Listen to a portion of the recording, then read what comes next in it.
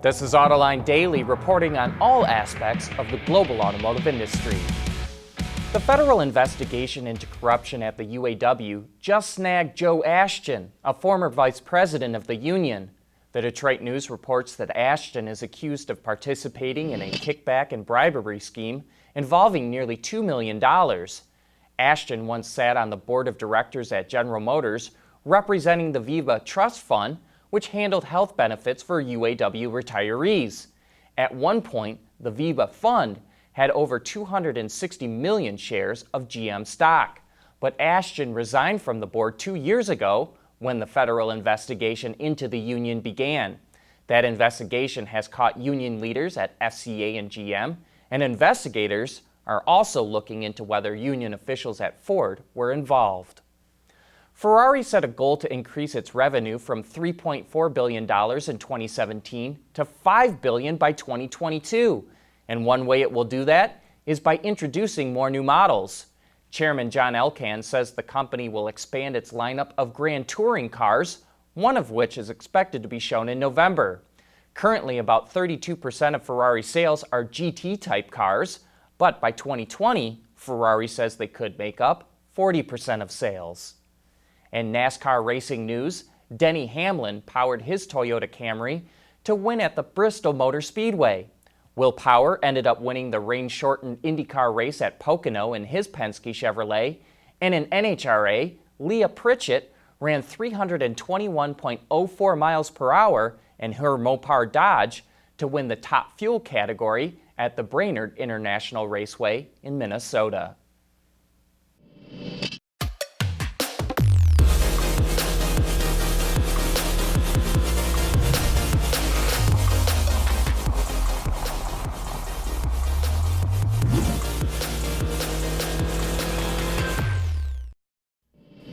Developing countries in Southeast Asia have been a bright spot for new car sales, but now even they are slowing down. LMC Automotive reports that sales in the ASEAN market were up about 1% for the first half of the year, but in June, they were down 5%. The ASEAN nations include Malaysia, Indonesia, Thailand, Vietnam, and the Philippines. Most of those countries actually saw sales go up, but they were off sharply in Indonesia, the largest market, and that dragged down the whole sector. Sales in Vietnam are actually red hot and are up 32% so far this year. Maybe the Vietnamese economy is growing so fast because of companies moving their supply chains out of China and to other low-cost countries like Vietnam.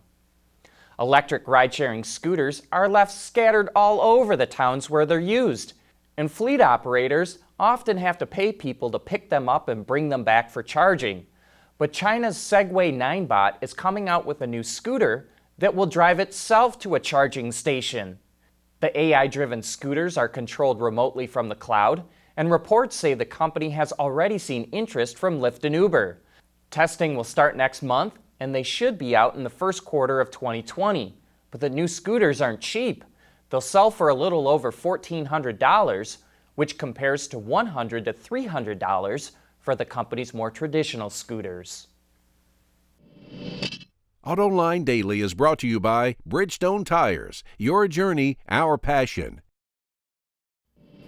Going off-roading can be a blast, but when you're running around in the outback, it can be easy to get lost. After all, there aren't any roads for your nav system to display, and often there is no cell phone connection in the middle of nowhere.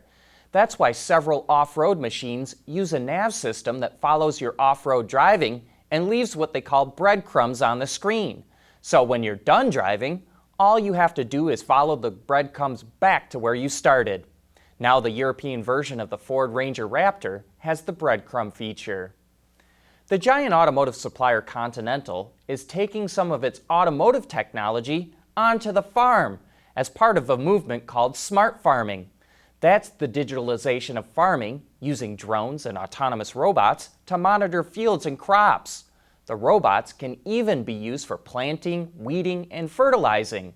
Coming up with solutions to grow crops more efficiently is becoming a critical necessity. The human population is expected to grow by another 2 billion to 9.8 billion people by 2050, and according to Statista, The global annual market for smart farming is expected to reach more than 200 billion euros, which makes it pretty attractive, even for automotive suppliers. But that's it for today. Thanks for watching, and we'll see you again tomorrow.